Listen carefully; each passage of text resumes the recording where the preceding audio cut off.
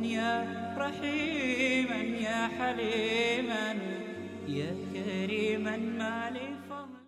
السلام علیکم ورحمۃ اللہ وبرکاتہ۔ ریڈیو HRTF میں آپ کا استقبال ہے۔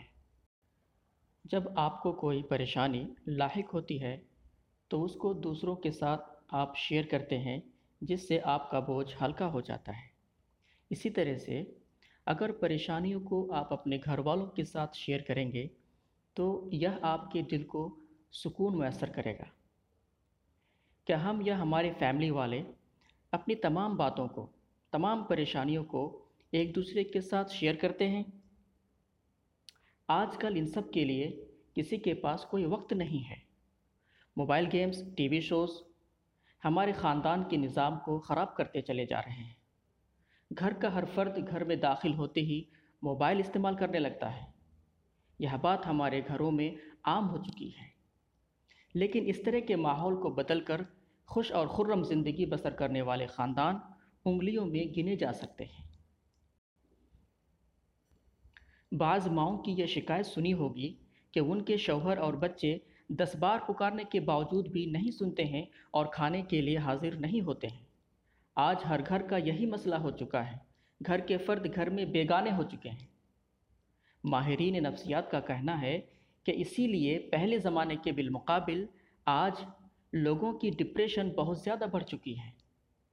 لیکن مسلم گھروں کا یہ حال قطعی نہیں ہونا چاہیے۔ وہ گھرانے جہاں پر قرآن کی صدائیں گونجتی ہیں اور قرآن کی تعلیم دی جاتی ہے، ان گھرانوں کا ان مسئلوں پر کھل کر بات چیت کرنا چاہیے۔ یاد رہے کہ نبی کریم صلی اللہ علیہ وسلم نے ہمیں اپنے گھر والوں سے بات چیت کرنے کا حکم دیا ہے، اپنے پریشانیوں کو شیئر کرنے کا حکم دیا ہے۔